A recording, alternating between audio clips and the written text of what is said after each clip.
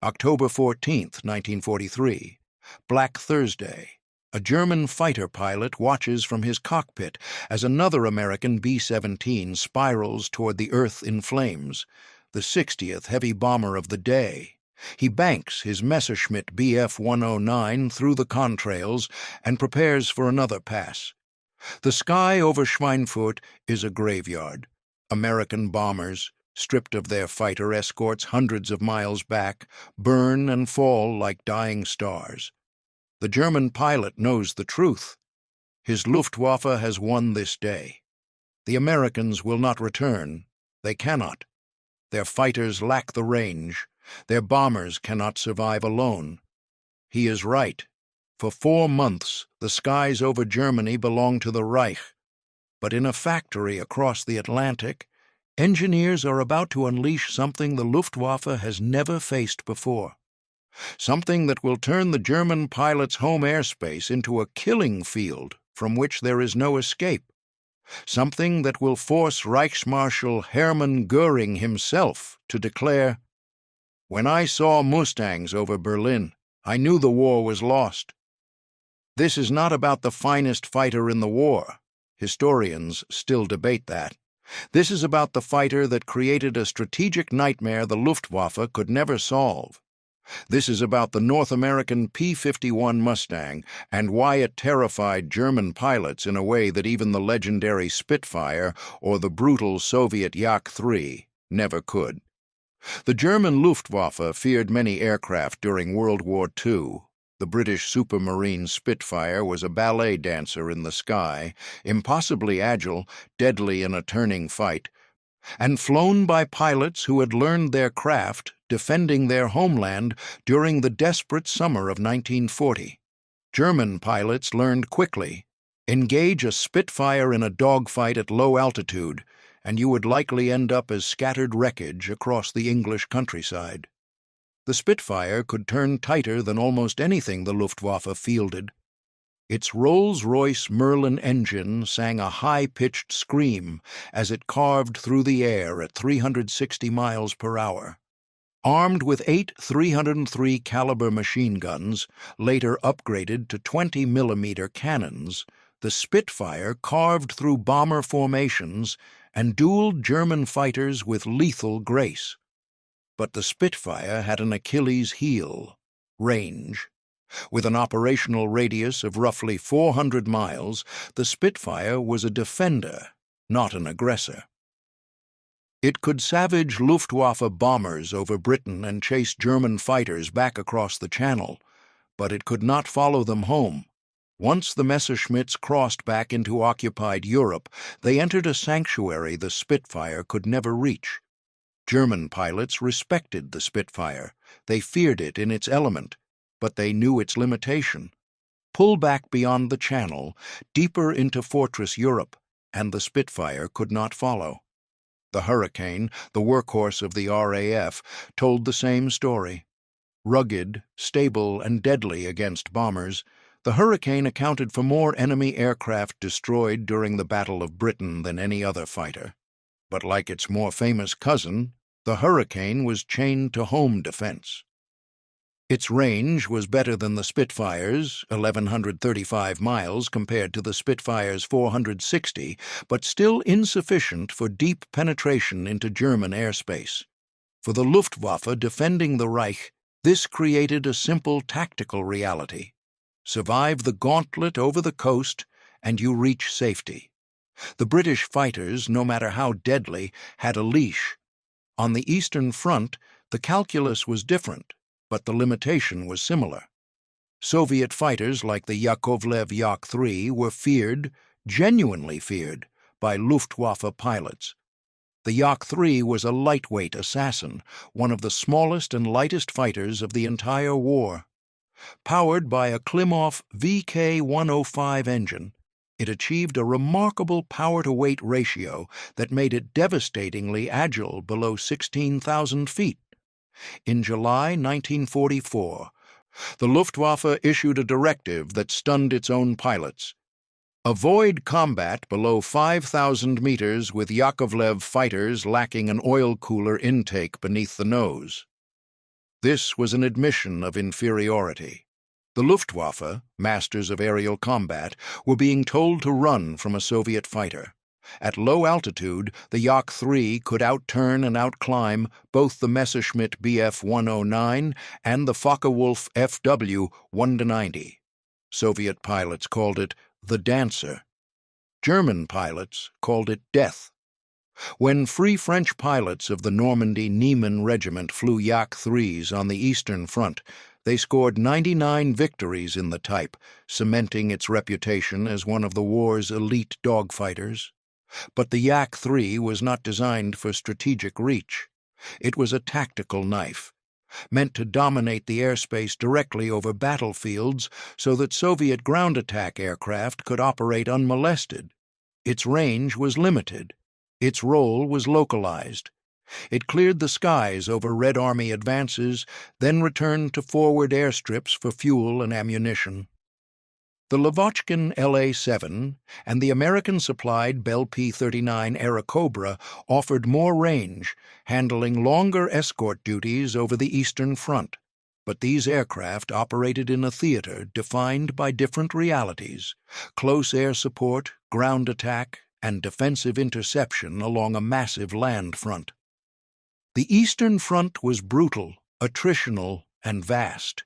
Soviet fighters were designed for it. They dominated their environment, but they were not strategic instruments designed to project power deep into the enemy's industrial heartland. German pilots respected Soviet fighters. They adjusted tactics to avoid them at low altitude, but there was no panic, because Soviet fighters stayed over Soviet territory. They did not hunt you at your home base. They did not escort bombers 1,000 miles into Germany to obliterate your aircraft factories. And then came the Mustang. The P-51 began life as an export fighter for Britain, powered by an Allison V1710 engine that offered respectable performance at low altitude, but struggled above 15,000 feet. It was competent, but unremarkable. A low-altitude reconnaissance aircraft that saw limited combat in North Africa and over-occupied Europe. Then the British did something extraordinary. In mid-1942, engineers at Rolls-Royce pulled the Allison engine from a Mustang airframe and installed a Rolls-Royce Merlin 61, the same supercharged engine that powered the Spitfire. When test pilot Ronald Harker took the hybrid aloft over Hucknall, England, he realized immediately that something remarkable had just been born. The Merlin-powered Mustang did not just perform well at high altitude, it excelled. Suddenly, this American airframe had the speed, climb rate, and high-altitude capability to challenge any fighter in the world. Its maximum speed exceeded 440 miles per hour at altitude. Its service ceiling reached 42,000 feet. And crucially, devastatingly, it had range. With external drop tanks, the P-51 Mustang could fly escort missions of 1,375 miles. That meant a combat radius stretching from England to Berlin and back. For the first time in the war, American heavy bombers would have a fighter escort for the entire mission, from takeoff to target to landing. The Luftwaffe had never faced this before. The strategic impact was immediate and catastrophic for Germany. Throughout 1942 and 1943, the United States 8th Air Force had attempted daylight precision bombing of German industry. The theory was simple: mass formations of heavily armed B-17 flying fortresses and B-24 Liberators would fight their way to the target using their combined defensive firepower. Formations of 10 to 20 bombers, each bristling with 50-caliber machine guns, would create a flying fortress that German fighters could not penetrate. The theory was wrong.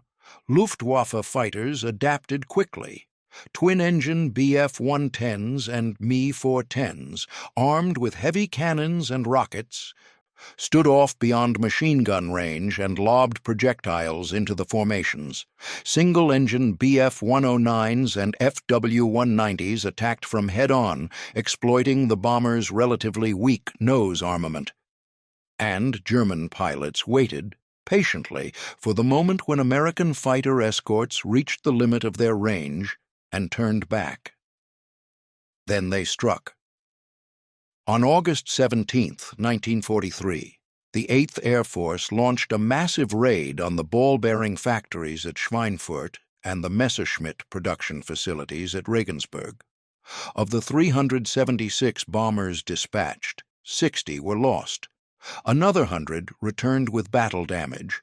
2 months later, on October 14th, Black Thursday, the Americans tried again. 229 B-17s fought through to Schweinfurt. 60 never returned. Only 20% made it back without damage. The losses were unsustainable. The 8th Air Force suspended deep penetration raids. The strategic bombing campaign, the backbone of Allied plans to cripple German war production, teetered on the edge of failure. The problem was range. The Republic P-47 Thunderbolt, a superb fighter in its own right, could escort bombers roughly 475 miles with drop tanks. The Lockheed P-38 Lightning extended this slightly further. But neither could reach targets deep in southern Germany, and neither could stay with the bombers for the critical final leg when German fighters swarmed in for the attack. Then, in December 1943, the first P-51B Mustangs arrived in England. By February 1944, enough Mustangs had reached Europe to change everything. On February 20th, the Allies launched Operation Argument, soon to be known as Big Week. For 6 days, American bombers and their P-51 escorts hammered German aircraft production facilities across the Reich. RAF Bomber Command struck at night. The 8th Air Force struck by day. And for the first time, the P-51 Mustang flew deep escort all the way to the targets and back. But Major General Jimmy Doolittle, the new commander of the 8th Air Force, added a twist. He changed the escort doctrine. Previously, American fighters had been ordered to stay close to the bombers at all times. If German fighters attacked, the escorts would drive them off, then immediately return to tight formation with the bombers. Doolittle freed the fighters. Now, P-51 pilots were given a single brutal directive: hunt down and eliminate the Luftwaffe wherever you find them. If that meant abandoning the bombers to chase a Messerschmitt back to its airfield and strafe it on the ground, so be it. If it meant free-ranging ahead of the bomber stream and ambushing German formations before they could form up for attack, do it. The Mustangs became hunter-killers. During Big Week, P-51 pilots claimed to have eliminated 17% of the Luftwaffe's experienced fighter pilots in air-to-air combat. German fighters that survived the bomber intercepts returned to base, only to find American fighters waiting, strafing aircraft on the ground, eliminating pilots as they tried to take off or land. The psychological impact on German pilots was devastating. Before the Mustang, Luftwaffe pilots could rely on sanctuaries. They could pull back beyond the range of Allied fighters, regroup, refuel, and prepare for the next attack. Now there was nowhere to hide. The Americans were over their airfields. They were over Berlin. They were everywhere. A Luftwaffe pilot captured during Big Week confessed during interrogation, "The appearance of the Mustang changed everything. We knew we were finished." It was not that the P-51 was invincible in a dogfight. In a turning battle at low altitude, a Spitfire might outturn it.